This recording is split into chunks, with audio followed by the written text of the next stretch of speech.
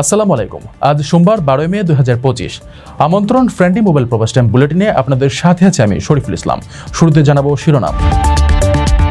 ওমানের গাড়ি চাপায় পিষ্ট দুই ব্যক্তি, ভিডিও ভাইরালের পর অভিযুক্ত গ্রেফতার। দীর্ঘদিন পর ওমানে একাধিক অঞ্চলে ভারী বৃষ্টি, কিছুটা কমল তাপমাত্রা। ওমানে শেষ হলো ইরান যুক্তরাষ্ট্র চতুর্থ দফার আলোচনা, এবারও আসেনি কোনো সিদ্ধান্ত। দেশে নিষিদ্ধ হলো আওয়ামী লীগের কার্যক্রম, প্রজ্ঞাপন জারি করেছে সরকার। বাংলাদেশের রেমিটেন্সের সর্বকালের রেকর্ড, ইতিহাস গড়লেন প্রবাসীরা। দর্শক দেখছিলেন শিরোনাম, এবার পুরো খবর। ওমানের সেরা রেট দিচ্ছে বাংলাদেশি প্রতিষ্ঠান গালফ এক্সচেঞ্জ।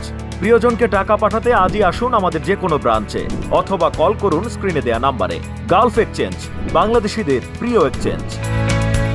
ওমানে বেপরোয়া গাড়ি চালিয়ে দুজনকে চাপা দেওয়ার ঘটনায় এক ওমানিকে গ্রেফতার করেছে পুলিশ। সামাজিক মাধ্যমে ভাইরাল একটি ভিডিওতে দেখা যায় নিবন্ধনবিহীন গাড়ি নিয়ে জনসমাগমে ড্রিফটিং করছিলেন ওই চালক। এক পর্যায়ে তিনি মোটরসাইকেলে ধাক্কা দিলে দুজন ব্যক্তি আহত হন। ঘটনার পর পালিয়ে গেলেও প্রযুক্তির সহায়তায় তাকে শনাক্ত করে পুলিশ। বিস্তারিত থাকছে প্রতিবেদনে। ওমানে হিট অ্যান্ড রান কেসের ঘটনায় এক ব্যক্তিকে আটক করেছে পুলিশ। আর দাখিলিয়া প্রদেশের নিজুয়ার সামাজিক যোগাযোগ মাধ্যমে ছড়িয়ে পড়া ভিডিওর ভিত্তিতে এ ব্যক্তিকে আটক করা হয়। ভিডিওতে দেখা যায় অভিযুক্ত ব্যক্তি একটি নিবন্ধনহীন গাড়ি নিয়ে জনসমাগমের মধ্যেই বেপরোয়াভাবে ড্রিফটিং করছিলেন। এক পর্যায়ে নিয়ন্ত্রণ হারিয়ে একটি মোটরসাইকেলকে ধাক্কা দেন। এতে দুজন ব্যক্তি মাঝারি আঘাত পেয়েছেন বলে জানা গেছে। ঘটনার পরপরই চালক ঘটনাস্থল ত্যাগ করে পালিয়ে যায়। পরে পুলিশ তাকে প্রযুক্তির মাধ্যমে শনাক্ত করে আটক করতে সক্ষম হয়। আগে থেকেই ওমানে বেপরোয়া গাড়ি চালানো, নিবন্ধনবিহীন যানবাহন ব্যবহার এবং দুর্ঘটনার পর পালিয়ে যাওয়ার অপরাধের জন্য কঠোর আইন রয়েছে। এ ধরনের অপরাধের জন্য জরিমানা, কারাদণ্ড বা উভয় দণ্ডই হতে পারে। ওমানের আইন অনুযায়ী বেপরোয়া বা ঝুঁকিপূর্ণ গাড়ি চালানোর জন্য সর্বোচ্চ 2 মাস পর্যন্ত কারাদণ্ড এবং 500 ওমানি রিয়াল পর্যন্ত জরিমানার বিধান রয়েছে। পাশাপাশি নিবন্ধনবিহীন গাড়ি চালানোর শাস্তি 35 থেকে 50 ওমানি রিয়াল পর্যন্ত জরিমানা। আর ওমানের ট্রাফিক আইনের 38 নম্বর ধারায় বলা হয়েছে, যদি কোনো চালক দুর্ঘটনার পর ঘটনাস্থল ত্যাগ করেন তবে তা একটি অপরাধ হিসেবে গণ্য হবে। এজন্য সর্বোচ্চ 5 বছর পর্যন্ত কারাদণ্ডের বিধান রয়েছে।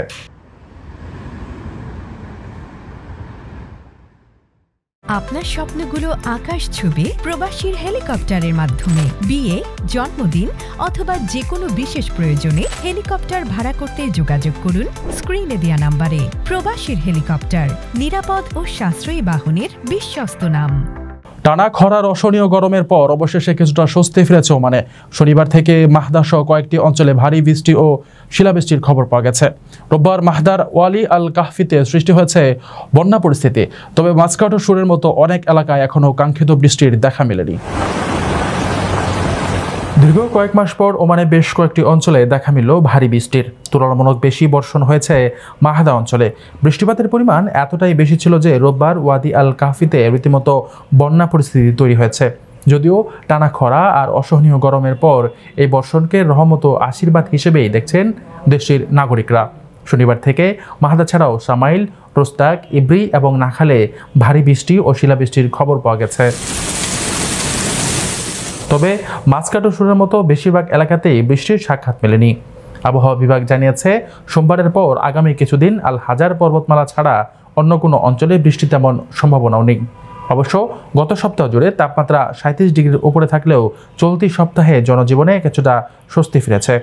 আবহাওয়া বুলেটিন অনুযায়ী গত 24 ঘন্টায় ওমানের সর্বোচ্চ তাপমাত্রা রেকর্ড হয়েছে 42 ডিগ্রি সেলসিয়াস। আগের দিনে যা ছিল 41 ডিগ্রি সেলসিয়াস। রেমিটেন্স যোদ্ধাদের ঢাকায় বিশেষ ছাড়ে রেডি ফ্ল্যাট দিচ্ছে শতভাগ বিশ্বস্ত ও নির্ভরযোগ্য প্রতিষ্ঠান প্রবাসীর সিটি। আওয়ামী লীগের সব ধরনের রাজনৈতিক কার্যক্রম নিষিদ্ধ করে প্রজ্ঞাপন জারি করা হয়েছে বলে জানিয়েছেন স্বরাষ্ট্র উপদেষ্টা জাহাঙ্গীর আলম চৌধুরী। সোমবার আইনশৃঙ্খলা সংক্রান্ত উপদেষ্টা পরিষদ কমিটির বৈঠক শেষে এক ব্রিফিংয়ে এই তথ্য জানান তিনি।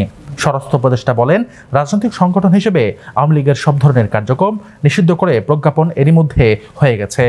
প্রজ্ঞাপনে যে ধরনের ইনস্ট্রাকশন আছে আমরা ওই ধরনের মতোই কাজ করব এবং আপনাদের অনুরোধ করব যেন আমরা ওই ধরনের ভাবে কাজ করে দিতে পারি। এর আগে শনিবার অন্তর্বর্তী সরকারের উপদেষ্টা পরিষদের বৈঠকে বিচার শেষ না হওয়া পর্যন্ত আওয়ামী লীগের যাবতীয় কার্যক্রম নিষিদ্ধ করার সিদ্ধান্ত হয়েছে বলে জানান আইন উপদেষ্টা আসিফ নজরুল। আইন উপদেষ্টা জানান, সভায় আন্তর্জাতিক অপরাধ ট্রাইব্যুনাল আইনের সংশোধনী অনুমোদিত হয়েছে।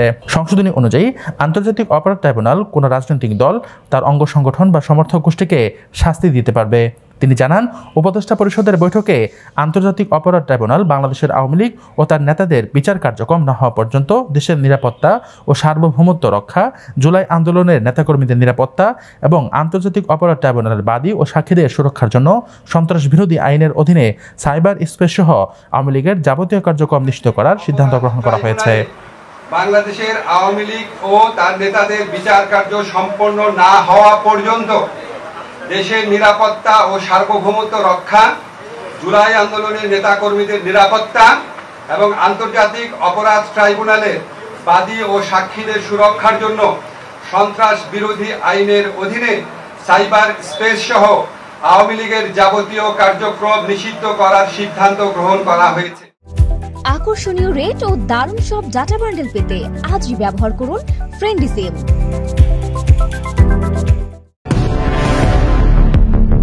ইরান ও যুক্তরাষ্ট্রের মধ্যে পরমাণু কর্মসূচি নিয়ে নতুন করে শুরু হওয়া পরোক্ষ আলোচনা রোববার ওমানে শেষ হয়েছে। আলোচনার পর দুপক্ষই জানিয়েছে আলোচনা কঠিন হলেও উপকারী হয়েছে এবং শিগগিরই আবার বসতে হবে। তবে তেহরান এখনও তাদের ইউরেনিয়াম সমৃদ্ধকরণ কর্মসূচি চালিয়ে যাওয়ার ব্যাপারে অনড়। ইরানের পররাষ্ট্র মন্ত্রণালয়ের মুখপাত্র ইসমাইল বাগারি সামাজিক যোগাযোগ মাধ্যমে এক্সে বলেন, আলোচনাগুলো কঠিন হলেও পরস্পরের অবস্থান বুঝতে সহায়ক হয়েছে। ওমান পরবর্তী দফা সময় ও স্থান জানাবে বলে তিনি জানান। প্রকাশ্যে কঠোর অবস্থান নিলেও যুক্তরাষ্ট্রে আলোচনার কিছু নমনীয়তা দেখাচ্ছে বলে জানিয়েছে ইরানের সূত্র। তবে দুই পক্ষের লাল দাগ এখনও একই জায়গায় রয়ে গেছে। যুক্তরাষ্ট্রের মূল দাবি ইরানের ইউরেনিয়াম সমৃদ্ধকরণ সম্পূর্ণভাবে বন্ধ করা। অন্যদিকে ইরান এসব দাবি সরাসরি প্রত্যাখ্যান করেছে। যুক্তরাষ্ট্রের এক শীর্ষ কর্মকর্তার মতে আলোচনা 3 ঘন্টারও বেশি সময় ধরে চলে এবং এতে কিছু অগ্রগতি হয়েছে। তিনি বলেন, আলোচনায় ফলাফলের দ্বারা আশাবাদী এবং সামনে আরও একটি দফা আলোচনার অপেক্ষায় আছেন সবাই।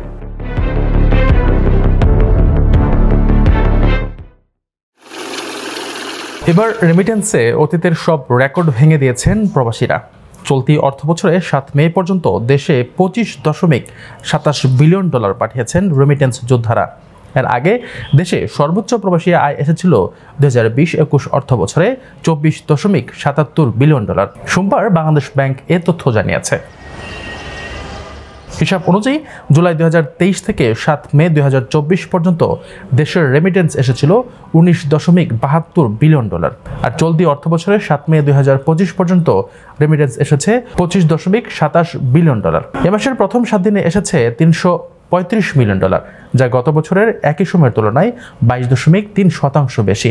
মাসের হিসাবে দেশের ইতিহাসে সর্বোচ্চ রেমিটেন্স এসেছে মার্চে। এ মাসে দেশে প্রবাসী আয় এসেছিল রেকর্ড $229,56,30,000 মার্কিন।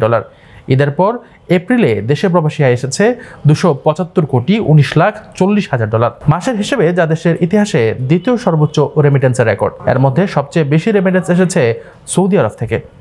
এরপর শীর্ষ 10 দেশের তালিকায় রয়েছে সংযুক্ত আরব আমিরাত, যুক্তরাষ্ট্র, যুক্তরাজ্য, Malaysia, Kuwait, Italy, Oman, Singapore ও কাতার।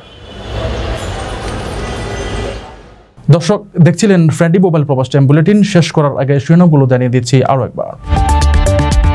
ওমানের গাড়ি চাপায় পিষ্ট 2 ব্যক্তি, ভিডিও ভাইরালের পর অভিযুক্ত গ্রেফতার। দীর্ঘদিন পর ওমানে একাধিক অঞ্চলে ভারী বৃষ্টি, কিছুটা কমল তাপমাত্রা। ওমানে শেষ হলো ইরান যুক্তরাষ্ট্র চতুর্থ দফার আলোচনা, এবারও আসেনি কোনো সিদ্ধান্ত। দেশে নিষিদ্ধ হলো আওয়ামী লীগের কার্যক্রম, প্রজ্ঞাপন জারি করেছে সরকার। বাংলাদেশের রেমিটেন্সের সর্বকালের রেকর্ড, ইতিহাস গড়লেন প্রবাসীরা। এই ছিল ফ্রেন্ডলি মোবাইল প্রবাস টাইম বুলেটিনের আজকের আয়োজনে। প্রবাসের সর্বশেষ সংবাদ পেতে ভিজিট করুন probastimes.net, সাবস্ক্রাইব করুন আমাদের ইউটিউব চ্যানেল, চোখ রাখুন ফেসবুক পেজে। পরবর্তী বুলেটিন দেখার আমন্ত্রণ জানিয়ে আজকের মতো বিদায় নিচ্ছে আমি শরীফুল ইসলাম। সেই পর্যন্ত সবাই ভালো থাকবেন, নিরাপদে থাকবেন। আল্লাহ হাফেজ।